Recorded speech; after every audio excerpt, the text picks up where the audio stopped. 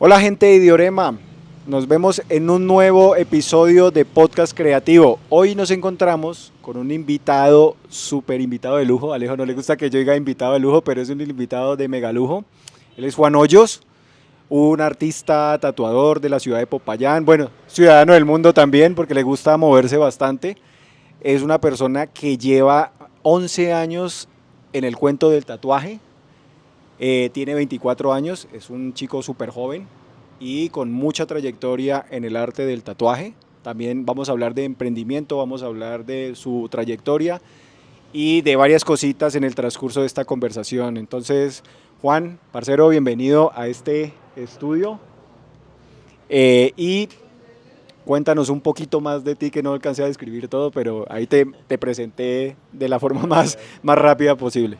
Muchas gracias pues, por tenerme en cuenta para el podcast. De verdad, estoy muy agradecido con ustedes por la invitación y bueno, vamos a darle a ver qué, qué sale de esta charla. Mi nombre es Juan José Hoyos, me conocen más como pues, Juan o Juanito, Juan Hoyos o Juanito. Soy tatuador desde hace casi 11 años, tengo 24 años, ya casi los 25.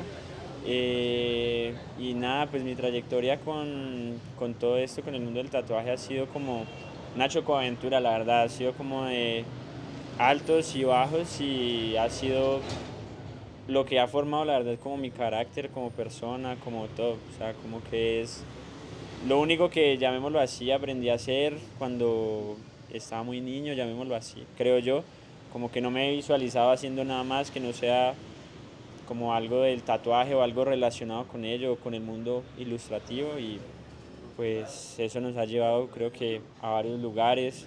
He podido estar en convenciones internacionales, tanto como jurado como artista participante. Eh, a lo largo de mi carrera pues he visitado tatuando más o menos 37 países. Eh, He participado en convenciones pues, bastante grandes, nacionales e internacionales, ocupando pues algunos de los primeros puestos en varias de ellas. Eh, y nada, pues creo que eso es como un resumen como de mi carrera, la verdad.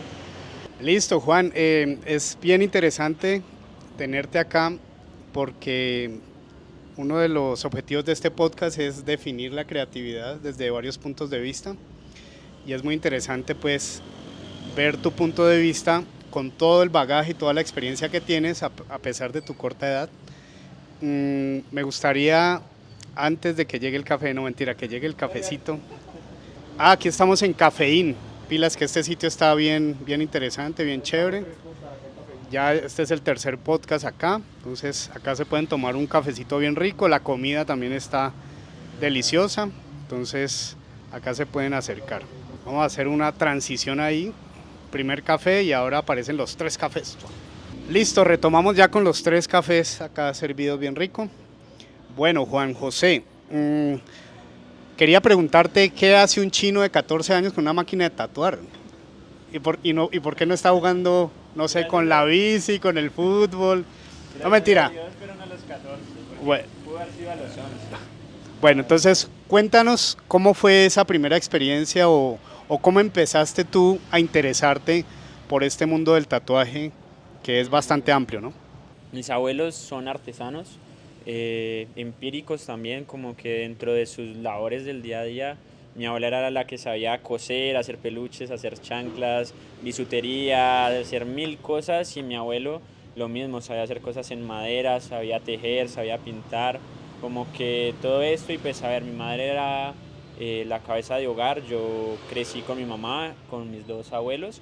Mi mamá era la que llevaba el sustento a la casa, entonces mi crianza estaba pues en mi abuela y en mi abuelo y todas las tardes después de salir del colegio como que siempre había algo diferente por hacer. Mi abuela siempre se estaba inventando algo, mi abuelo igual, entonces como que de ahí creo que viene como toda esa parte creativa desde muy niño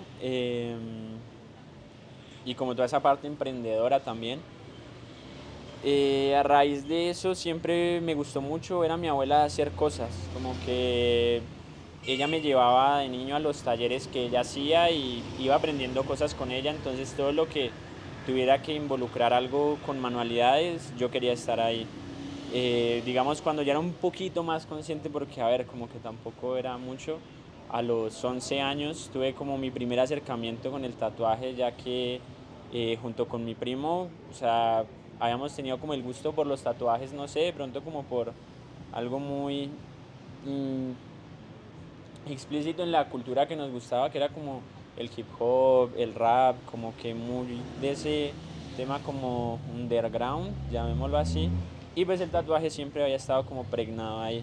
Entonces a los 11 años armé una máquina hechiza con las cosas que podía. ¿Vos la armaste? Yo la armé y alcanzamos a dibujar y todo el tatuaje que yo le iba a hacer a mi primo y que mi primo me iba a hacer a mí.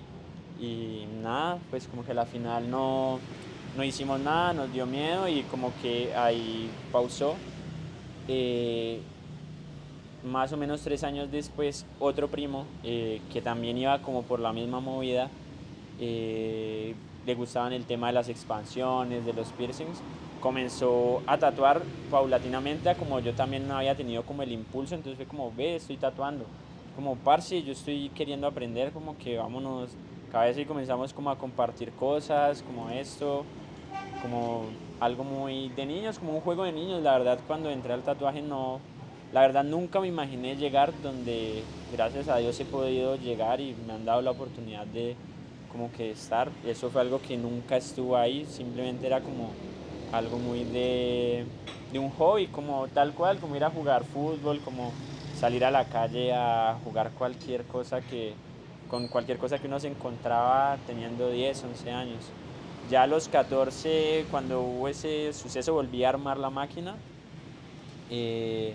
Gracias también a un accidente, tuve un accidente en la bici, yo practicaba MX, haciendo trucos y todo eso. Un día tuve un accidente y como que en la recuperación de eso volví a caer mucho, como siempre me había gustado lo manual, entonces como volver a dibujar, como que el graffiti me gustaba mucho, como que dibujarlo, y por ahí se fue poco a poco como la cosa, hasta que un día fue como eso, mi primo supe que estaba tatuando y como que me incentivó y ya había ese impulso de muchos años atrás y todo comenzó con una máquina hechiza que volví a preparar, volví a buscar como las cosas. Mi primo, que ya tenía como un poco más de conocimiento, me dijo, ve, cómprate esto, de pronto con esto se puede hacer algo mejor. Y fue literalmente guardar el poco dinero del descanso que me daban para ir a comprar cosas para preparar la máquina y ya, y poco a poco como que ir escalando hasta que un amigo le conté que estaba aprendiendo a tatuar y me dijo, parce, tatúame, yo quiero que me tatúes. Y ya desde ese día, literal, ¿Ese fue tu primer tatu? ese fue mi primer tatuaje. ¿Tenés la imagen? Sí. Eso, ahorita te la vamos a colocar ahí. Sí, por ahí tengo la imagen de todo, de la máquina que preparé, gracias pues, a la tecnología, de ese momento puedo tener el recuerdo de todo, como que estos 11 años de trayectoria, y tengo pues todos esos recuerdos también pues en mi mente y en el celular.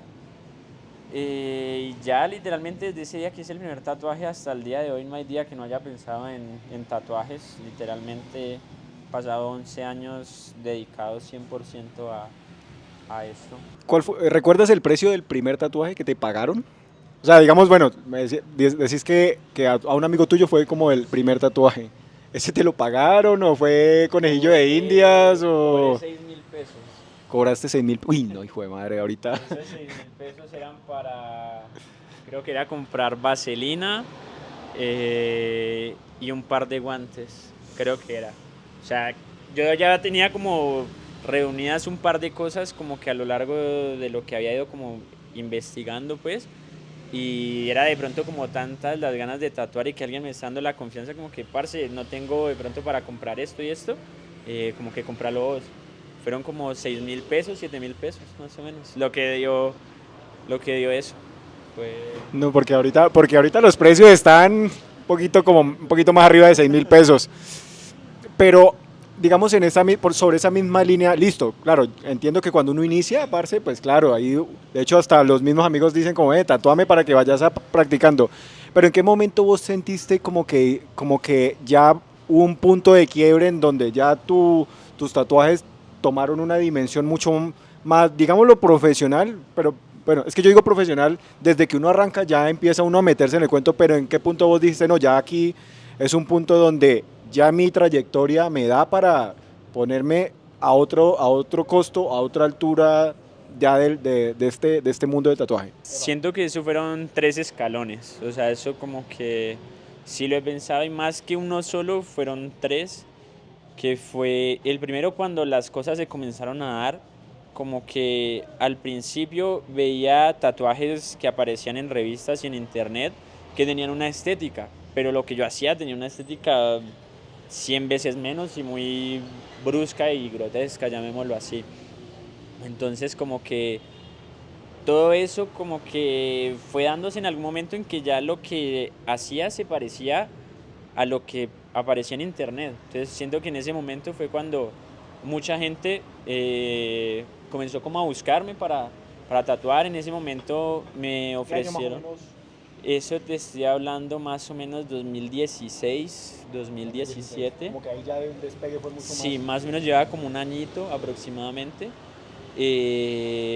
tatuando.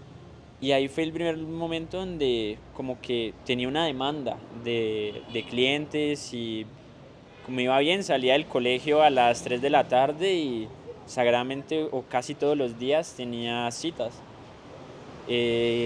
Después de esto, como que en esa misma temporada fue pasar a un estudio, conocí ya un par de tatuadores porque, a ver, al principio muchos estudios de aquí de la ciudad me cerraron las puertas, muy literal, porque bueno, hasta cierto punto hasta cierto punto los entiendo porque es que ver llegar a un niño de 14 años y decirte quiero aprender a tatuar y ya estoy tatuando es como pues como que hay Como que sí, vaya para golpea el ego de los tatuadores. golpea el ego. Pero también siento que eso fue lo que a mí me motivó. Recuerdo que fue un día que salí a comprar un par de insumos y no había como tantas cosas aquí para adquirir. Y salí a tocar la puerta en varios estudios y todos me fue como, chao, como vete literal, o sea, o sea, fuchi de aquí. No hay espacio, Saque ese niñito, literal. no hay espacio Y para otros. no hay espacio para nadie más y menos para vos. Así lo sentí yo ese día y ese día que como con una rabia y con una frustración. Yo me acuerdo que ese día yo llegué a mi casa y llegué como con esa frustración de por qué, o sea, por qué me trataron así, porque de verdad no fue, o sea, ahora que lo pienso ya como con más madurez, no fue un trato humano. O sea, si a mí llega un niño a hablarme y es como que de pronto sí voy a tener como mi limitante, pero no voy a ser así de brusco con esa persona. Entonces yo llegué pensando por qué me trataron mal y fue como en mi mente tengo que esforzarme para que me validen de una u otra forma, para que sepan que de verdad tatúo. Y eso fue un motivante hasta que llegó el momento en que entre varios tatuadores fue como, este chino tatúa y tatúa bien. Y me integraron, digamos eso, ya como otro combo, otro grupo de tatuadores diferente de los que había tocado como las puertas al principio. Pregunta corta. ¿Tuviste alguna referencia acá de alguien pionero dentro del tatuaje que de pronto podamos hablar Sí. positivamente para no hablar de los que te dijeron que no, que me parece chimbo? Porque pues, o sea, en el mundo del... Es que creo que también, no sé si vos me corroboras ahí, dentro del mundo del tatuaje siempre hay unos Sí. egos fuertes que de pronto dirán, este chino tan joven, ¿cómo me va a venir a reemplazar? Porque es que a veces yo creo que lo ven como de una forma muy competitiva, ¿no crees? Sí, sí, hay mucha gente que lo ve, no sé, se llenan mucho y se suben mucho con la profesión y yo siento que todos somos personas normales, o sea, todos intentamos aportarle algo a la sociedad, a nuestro gremio, a nuestro medio, no entiendo por qué alguien tiene que creerse más que otra persona y en el tatuaje se ve muchas personas que, llamémoslo así, el ego los nubla de aquí para abajo y es como, y también lo pintan así, siento que eso es como deshumanizar un poco todo y pues estar en una película que para mí no va, la verdad. ¿Quiénes fueron o sea, mis mayores influencias aquí en Popayán? Fue Javier Franco, famoso Hueso, que es una leyenda para mí. ¿Te tiró la puerta o te la abrió? No, o sea, a Javier, no, cuando toqué la puerta donde Javier, él ya estaba en su proceso para irse por fuera del país y de igual me abrieron la puerta. De hecho, ese fue mi primer sueño cumplido en el tatuaje. Creo que toda la historia que contaba hace un rato como que el primer escalón fue haber llegado a ese lugar porque mis referencias y las primeras personas que yo admiré como tatuadores fue Javier Franco, Alex Castillo y Álvaro Lara, porque eran las personas que estaban aquí, que me parecía que eran las personas más top. Y las personas que trabajaban con ellos, que a veces venían de viaje, como que toda esa movida que estuve en ese estudio, el Malagüero, fue mi primer referencia. Retomando como la historia de todo eso que les digo, como que comencé a incluirme con los tatuadores, ahí fue cuando llegó la propuesta de trabajar en Malagüero, cuando Javier estaba saliendo, y pues tuve la oportunidad de poder entrar ahí, conocer a Álvaro. Con Alex me tatué, ya me había tatuado, como que siendo, cuando estaba aprendiendo, agendé una cita con Alex, me tatuó, lo conocí, todo muy bien, y desde ahí con ellos he entablado una amistad que hasta el día de hoy llevo en las mejores condiciones. Eh, y pues fueron las personas que siempre han estado también ahí, a lo largo de varios años de mi proceso, como en una retroalimentación, como aprendiendo, compartiendo, y ese fue literalmente mi primer sueño y mi primer escalón del tatuaje. ¿Cuál es el siguiente escalón? Por distintos motivos me presenté a la universidad, aquí la Universidad del Cauca, y 3 veces y no pasé. Ya había artes plásticas y diseño gráfico, 3 veces y no pasé. La tercera decidí sacar diseño gráfico y hacerle caso a mi mamá, de comprar un PIN para otra carrera, y presenté para ingeniería electrónica. ¿Pueden creer que de todas esas a la única que pasé fue ingeniería electrónica? No tiene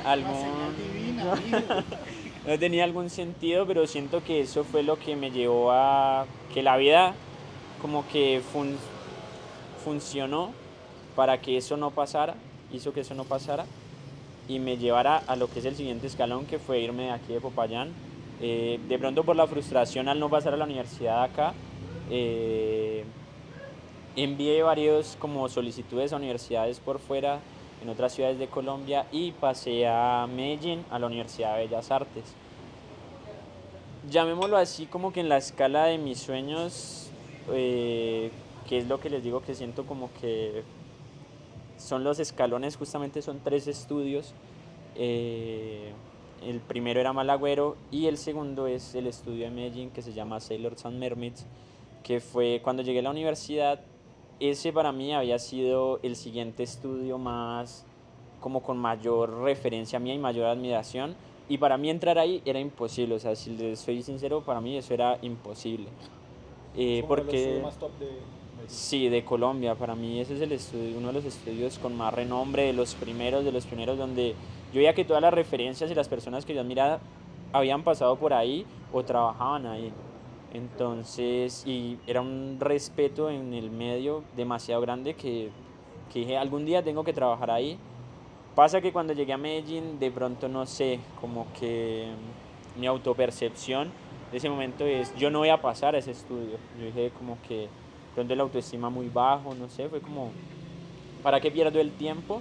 Y mandé a otros estudios que me parecían buenos, pero que de pronto era más accesible, llamémoslo así, de pronto poder pasar.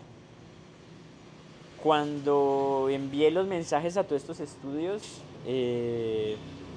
nadie me respondió. Solo uno me respondía, y me respondía por allá cada semana como el, hola, ¿cómo estás? Le enviaba la propuesta y hola. Yo, hola, buen día.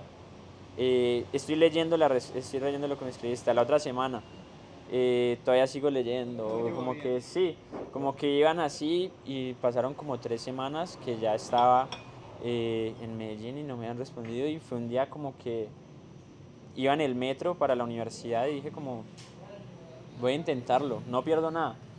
Como que si no, pues de pronto seguir buscando, no sé, en ese momento me sentía como muy tambaleando hacia muchas cosas, pues tenía 17 años, acababa de irme de la ciudad a vivir solo, como que estaba en un desequilibrio de qué hacer, llamémoslo así. Y decidí enviarlo. Recuerdo que envié el mensaje, bloqueé el celular y lo guardé. Ya como guardé el celular, vibró, boom.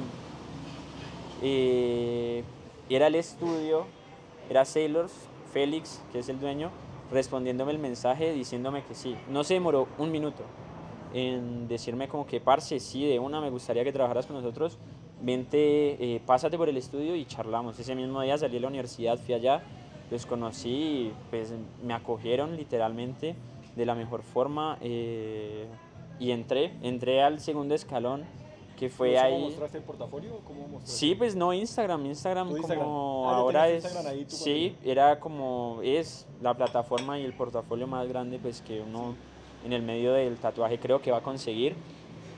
Entonces como que en Instagram estaban todos mis trabajos, él los vio y me dijo que sí, o sea, literalmente de inmediato. Yo no me la creía, o sea, la verdad para mí eso era como algo irreal, algo que no estaba pasando. Cuando pasé acá fue cuando mi mundo con el tatuaje cambió. Fue como a ver, ahí ya llevaba más o menos 3 años tatuando, 2, 3 años tatuando. Fue como haber tirado esos 2, 3 años a la basura y volver a empezar de cero. Porque fue rebobinar todo el chip a lo que para mí ahora es el tatuaje real, lo que es lo que hago hoy en día y lo que ya desligarse mucho de lo que te vende internet y todo eso, sino irse al tatuaje real y de una forma también un poco, o bueno, o muy purista. Entonces, ahí siento que fue el siguiente cambio cuando llegué a ese estudio, como que mucha gente que yo había admirado, cuando comencé a trabajar ahí, como que la misma presión de estar ahí me hacía a mí obligarme y obligarme a, no puedo bajarle el ritmo a esto y tengo que mantenerme, no quiero que me vayan a sacar. Estás con los tops allá. Exacto, y la confianza de Félix, que era el dueño, como que yo vi que él sacó a mucha gente y a mí no me sacaba. Y era como, ¿por qué? No sé. Porque era una persona nueva en una ciudad que no conocía, tenía un cliente al mes más o menos, me daban a veces trabajo de la tienda, entonces era como que no sé qué le estoy aportando, no sé por qué sigo aquí, pero no puedo bajarle y siempre en mi mente estuvo, tengo que hacer. Eh, y pues eso siento que dio sus frutos, como que de un momento a otro las personas que admiraba comenzaron a seguirme, a seguir mi trabajo y a gustarles, me respondían cosas que era como, ok, o sea, siento que ahí fue como, llamémoslo así, mi validación de estoy tatuando. Y mi trabajo comenzó a viralizarse, llamémoslo así más, comenzó a aparecer en más entornos. Ahí ya llegó, ya cumplí los 18 años, llegaron propuestas de ir a trabajar al extranjero y comencé a tomarlas, o sea, todo eso a raíz de lo del estudio, como que ahí llegaban guests, llegaban invitados de otros países, mira, mi trabajo es parce, yo quiero que vengas a tatuar conmigo unos días, como que prográmate y nos vemos, y hice mi primer viaje para salir del país. ¿Dónde fue tu primer viaje? A Panamá.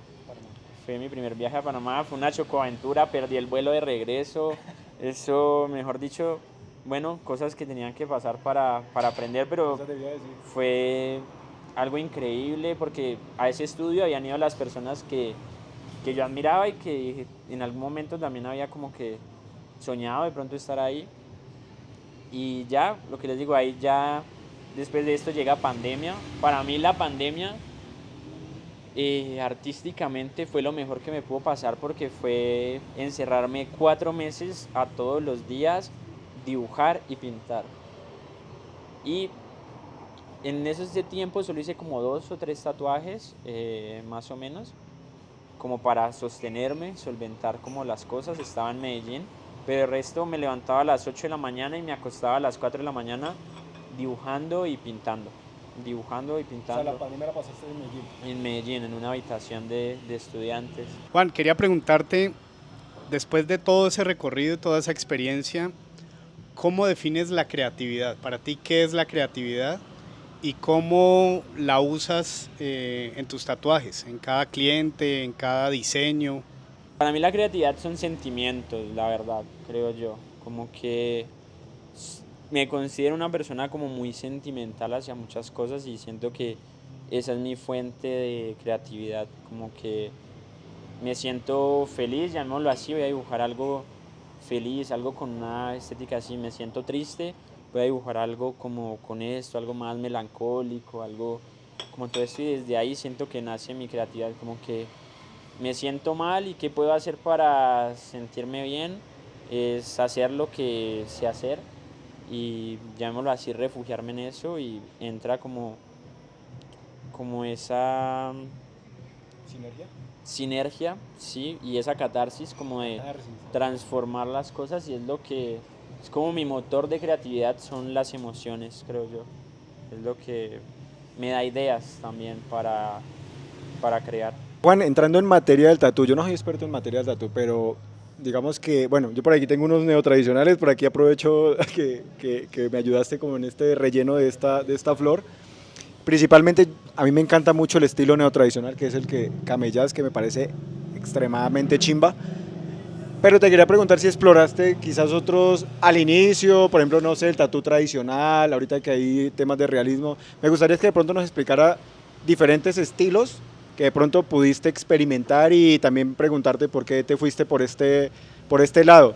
Generalmente a mí me encanta, pero me gustaría escucharte de vos como tu experticia en cómo analizaste los diferentes, o cómo ves tú los diferentes estilos, cómo los clasificas y por qué decidiste irte por este estilo. A ver, hice de todo, o sea, y al día de hoy sé hacer, o me considero que sé hacer de todo. Aprendí a hacer realismo, aprendí a hacer tradicional, aprendí a hacer nueva escuela, como que aprendí de todo. Al principio siento que una de las como que de las cosas para después definir como una identidad es primero aprender las bases y tengo una frase que es para romper las reglas hay que saber las reglas y cumplir las reglas primero, antes que cualquier otra cosa. Entonces aprendí a hacer de todo, o sea, hice cositas muy pequeñas, hice infinitos, como dicen por ahí, hice el delfín por acá, hice el escorpión por acá, hice los tatuajes de barristas, hice rostros, las mandalas, hice de todo lo que llegara y pues intentando dar mi mejor esfuerzo.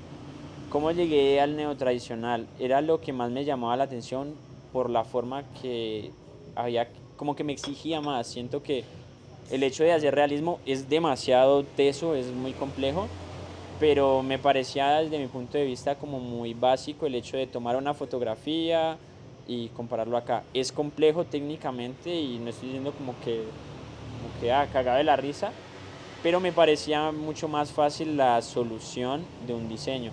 En cambio con el Neotrad era algo como que me sacaba de quicio y me hacía aprender algo, me hacía de pronto ver algo más allá, me retaba mucho más. Entonces comencé a tener como mucho gusto por eso y a intentar dibujar porque la verdad considero que no sabía dibujar. O sea, había intentado, o sea, ahora que lo veo, antes de como tal comenzar a tatuar, había intentado dibujar, pero desde el 2017 para acá, que fue cuando comencé con el Neutradi, 16, sí, fue el reto y hasta el día de hoy es un reto, es lo que me pone como, me ayuda a salir un poco de mi zona de confort y también le da una identidad a mis tatuajes que era algo que quería, como que muchas veces veía los mismos tatuajes de internet, como que sin saber claramente y me parecía como aburrido, monótono y repetitivo. En cambio esto me sacaba como y me da una propia identidad. He estado analizando el tema de los tatuajes y es que somos una generación privilegiada. ¿Por qué? Porque ahora el tatuaje no se ve como se veía en los 80, en los 90, yo creo que de los 2000 para acá hay una visión diferente del tatuaje, ¿no? Que anteriormente lo relacionaban con la cárcel, con bandidos, con un montón de cosas. Y lo interesante ahora es que cualquier persona se puede tatuar, ¿no? Seremos unos viejos tatuados todos y va a ser bien interesante vernos en ese momento porque siento que ya no hay un prejuicio, ¿no? Ya no te señalan por estar tatuado y ya se motiva cualquier persona en hacerlo. ¿Cómo ves el futuro del tatuaje? Pues aparte de eso que vamos a hacer unos viejitos tatuados, ¿no? ¿Qué tecnologías vendrán? La IA, ¿cómo entra a desempeñar su papel en este proceso? Tuve una conciencia, o sea, como que así como ha ido creciendo la, la sociedad, llamémoslo así, la aceptación de esto, siento que el siguiente paso del tatuaje es como que seas o no seas tatuador, tengas un conocimiento básico de qué es un tatuaje y como que el más allá de los estilos, de las formas, del cuerpo, como que siento que ese es el siguiente paso. Y también la depuración de muchos estilos. Con la IA, en lo personal, como que no te voy a decir que no utilizo la IA para nada, pero en el caso del tatuaje no es algo que utilice porque basándonos de pronto en mi principio de por qué comencé a tatuar, era porque era algo que podía hacer con las manos y no me gusta como muchas veces buscar la solución fácil de muchas cosas, y siento que la IA te lo permite y pues hay gente que la utiliza, le viene bien, pero desde mi perspectiva siento que eso está dañando un poco como muchas cosas y está generando una desinformación antes que una información. Siento que eso para muchos casos, en muchos aspectos en general del mundo, siento que se está utilizando más para desinformar, para dañar como que cada uno de los diferentes gremios que como para avanzar. Y hay cosas en las que está avanzando y está mejorando la sociedad de una buena forma. Te voy a hacer una pregunta fuera del contexto de Tatu para que hablemos sobre el emprendimiento que tienes aparte de los tatuajes, que ahorita que hablamos detrás de cámaras, hablábamos de un emprendimiento que tienes sobre impresiones. Ustedes pueden ver aquí, Juan nos comparte unos estampados que él mismo tiene como emprendimiento, imprimen una calidad brutal, me encanta ese estampado. Ahí pueden ver los artículos que diseña el viejo Juan. Y me gustaría que nos contaras un poquito cómo nace esta idea de la impresión. Entiendo yo que estás trabajando sobre serigrafía y sobre sublimado, ¿cierto? Son estos dos estilos. Cuéntanos un poquito sobre ello. Dentro de la historia que conté el estudio en Medellín, ahí como que se integró a mí como muy las cosas de pintar, las cosas de dibujar, no solamente para tatuar, pero sí con muchas cosas relacionadas al tatuaje. Entonces desde siempre pues había pintado, había hecho mis ilustraciones y ahí vi que todo eso también se vendía, se sacaban pues print, merchandising, de las cosas y de todo de pronto de muchas cosas que había aprendido. La universidad no la acabé, hice nomás como 4 semestres, hice como la parte 4 semestres en la San Marino. Aprendí muchas cosas varias como para poder hacer diferentes cosas de merchandising que de pronto cuando llegaba al estudio habían cosas que ellos ya tenían en otro nivel que no las había visto en la universidad y que no las aprendí en la universidad, pero también habían cosas que yo aprendí en la universidad que de pronto podían mejorar eso que ellos estaban haciendo. Entonces fue como tomar conocimiento de acá y comenzar como a diversificar las cosas que tuvieran que ver con el tatuaje, pero que no fueran tatuaje. Entonces ahí entra toda la cuestión del merchandising, he hecho camisetas, he hecho termos, llaveros, pues los prints que son cuadros, rompecabezas, forros para celular, como que diversifiqué como toda mi parte ilustrativa hacia muchas cosas de pronto útiles, una vajilla, toallas, unos cojines, y que se volviera como de una otra forma un artículo de colección. Entonces como que trabajando dentro de todo esto volví a ver como muchas fallas que yo sabía que de pronto podía hacerlo mejor de pronto por ese, no sé, sentido humano y no de pronto de la fábrica que te hace sin importar qué, sino como cacharrearle un poco más y le cogí mucho gusto a todo el tema de la reproducción de cosas y comencé a investigar poco a poco y me fui empapando y empapando hasta que, digamos, yo produzco mi propio merch, digamos como que no tercerizo, llamémoslo así, sino que eso lo fui sacando poco a poco para mí y después como que un amigo me dijo, como que, parce, ¿dónde sacaste esto? Y yo, perro, lo hice yo mismo.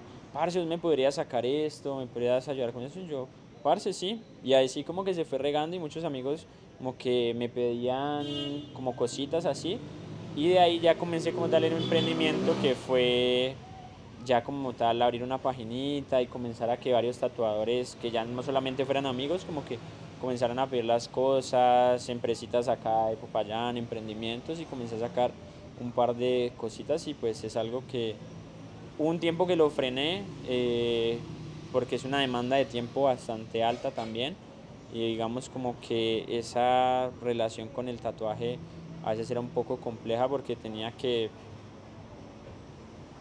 delegar a alguien, y de pronto esa persona como que no cumplía, llamémoslo así, como con esos estándares, que era lo que hacía que eso, llamémoslo así, se viera así o que la gente lo pidiera así.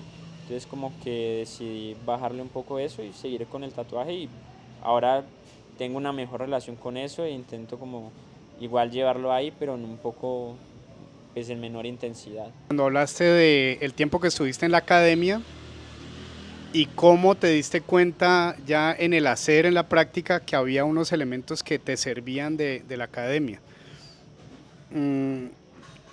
¿Qué has visto ahora que te gustaría como un poco profundizar desde el punto de vista académico y que te gustaría de pronto volver a la academia para reforzar algún concepto o algo que quieras, en lo cual te quieras especializar? Porque está siempre ese tema, ¿no? Lo empírico y lo académico. Y veo que tu paso por la academia realmente fue muy corto, pero veo que lo valoraste mucho, ¿no? Entonces, ¿qué te gustaría rescatar de la academia, como volver un poco para poder tecnificar, diríamos, o ahondar en lo que haces ahora? Digamos, de la academia me gustaría, si pudiera volver a verlo, como algo más que algo técnico, siento que como algo teórico de muchos aspectos que ahora me generan dudas, eh, y de mucho, sí, como muy de partes más teóricas, no tan prácticas. Siento que puedo aprender más en otros ambientes, eh, acorde a lo que pues lo quiera enfocar claramente, ¿no? Porque siento que de una otra forma la academia es como un paso rápido de todas las herramientas que puedes tener, y de ahí pues ya vas escogiendo como que qué puedes mezclar o en qué rama te vas, pero no sé, dentro de cómo poder cobrar una obra, cómo poder hacer que un artista sea más independiente. Creo que toda esa parte me gustaría de pronto verla, porque alcancé a ver muy poco, y de pronto algo más conceptual, creería yo. Bueno, Juan, tenemos una sección que se llama El Señor Cara de Papa. Siempre lo traemos a nuestros podcasts. La idea es que júrgale, cuéntale, selecciona una definición, la lees y nos das tu reflexión sobre lo que tú quieras reflexionar de esa frase. Creatividad como estado de flujo. Psicología positiva. Psicología positiva considera la creatividad como un estado de flujo donde las personas están completamente inmersas y comprometidas. Es curioso porque lo veo como eso, como reflexión. Parece que la creatividad es un medio para poder transitar las emociones, transitar los momentos, desahogarte, y poder sacar un buen provecho de esto. Y digamos, en mi caso como tatuador, que creo que es una cosa, y artista otra, poder vivir de ello. Creo que para mí eso es lo más lindo de mi trabajo y es lo que me hace feliz, y es poder vivir de lo que me hace de verdad feliz y lo que mueve en general mi vida. Que como les dije, siento que soy una persona muy sentimental, a veces eso juega mucho a mi favor y a veces no tanto, pero pues curioso que justamente haya salido eso.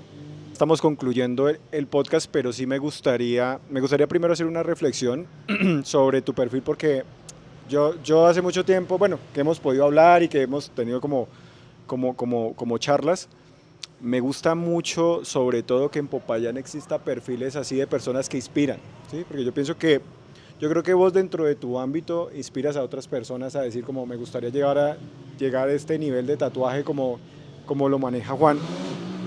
Y también de pronto hay gente que no te ve muy joven y no ve la trayectoria detrás, como que Este man de dónde aprendió tanto nivel. Y ya lo que nos cuentas es que detrás de tu proceso hay un trabajo intensivo de práctica, de creatividad, de sentarte tú como en tu espacio, ¿no? Como que tú buscas tu espacio adecuado para poder, digamos, llevar a cabo este tipo de diseños, de implementación y sobre todo como mucha práctica, o sea, como que tienes que pulir demasiado para llegar a este punto. Me gustaría como cierre, viejo Juan, que de pronto nos dieras un consejo a las personas que quizás, digamos, están en una etapa de inicio, no sé si por el lado del tatuaje, porque además también que me gusta como destacar de vos es que también emprendes, ¿sí? Te gusta emprender por otros lados, no solamente estás en esta área, sino que también estás explorando el tema de la artesanía, de la impresión, y esta parte me parece muy bacana, además de la reflexión que da sobre la inteligencia artificial, que me parece extraordinario. Yo creo que, y no sé, por ahí miré que había una IA que estaba haciendo impresiones digitales, tipo tatuaje, yo no sé esa vaina cómo será, pero yo no le doy tampoco esa credibilidad de un tatuaje digital a un tatuaje tradicional, o sea, un tatuaje hecho a mano. También batallo mucho en el diseño, porque pues como soy diseñador gráfico, hay gente que hace logos con IA, y uno ve esa vaina y pues bueno, sí, o sea, de hecho hasta uno la utiliza como inspiración, pero llegar a un punto de logo original, completamente creativo, hay una pequeña diferencia entre hacerlo un diseñador que tiene como toda la trayectoria versus la persona que busca por ahí en ChatGPT, hazme un logo con estas y estas características, que de pronto no tienen el criterio profesional de definir un rendimiento de marca. Para no enrollarme más, me gustaría que de pronto le pudieras dar un consejo a estas personas que nacen con esa chispa de emprendimiento, que de pronto dirían, me gustaría ser como Juan Hoyos en algún tiempo, pero quiero ya desde el otro mes ya facturar como factura Juan Hoyos. Creería que empiezan con esa chispa de emoción y a veces lo hablamos, lo reflexionamos con Alejo en la creatividad, que la emoción te puede llevar hasta cierto punto, pero si no la acompañas con la disciplina, con la dedicación, esa emoción no va a durar mucho, ¿sí? Te nace como esa chispita, ese impulso, pero si no hay detrás una disciplina, es muy difícil llevar a cabo un proyecto de tal magnitud. Entonces, danos ese consejito a los emprendedores, a la gente de acá de Popayán y que nos escucha en Idiorema Podcast. Justamente esta semana tuve una conversación de eso y saqué una conclusión que no sé si, digamos, es algo muy subjetivo, pero lo veo desde el punto en que uno tiene que cuidar su niño interior.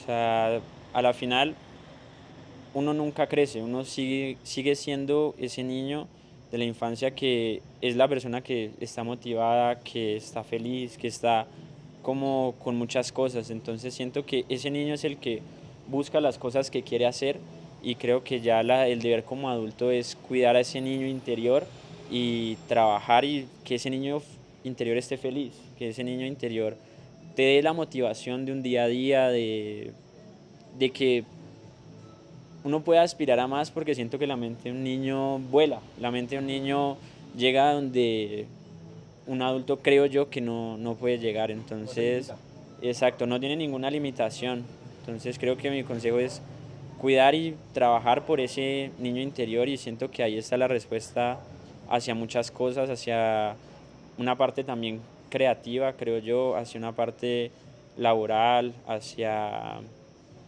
una parte emocional y con todo esto pues sí, se resume en cuidar ese niño interior y hacerlo feliz. ¿Has escuchado la frase de como qué le diría la versión de 30 años al niño de 7 o de 9 años? ¿Te has hecho esa pregunta? Porque va como muy con lo que dices del niño interior. La verdad es que sí, como que si le soy sincero, como que si hablara con el Juan de hace 5 años, creo que no me creería lo que ha pasado en estos últimos 5 años. Entonces, siempre esa pregunta está en mi mente, como que me gustaría contarle esto a mi yo de hace 5 años y es como que ahí me vuelvo y me traslado y me gustaría contarle esto al Juan cuando tenía 14 años y empezó a tatuar y creo que desde ahí también como que comienzan mis elecciones, mis decisiones de la vida en general, creo yo. Bueno, gente de Idiorema, este fue Juan. Hablamos de tatuajes, creatividad. Juan, 2 guiones bajos, Hoyos Ar. Listo, para que ahí les vamos a dejar el perfil de Juan para que lo sigan, para que revisen sus tatuajes y nos encontramos en otro podcast la próxima vez. Chao, chao.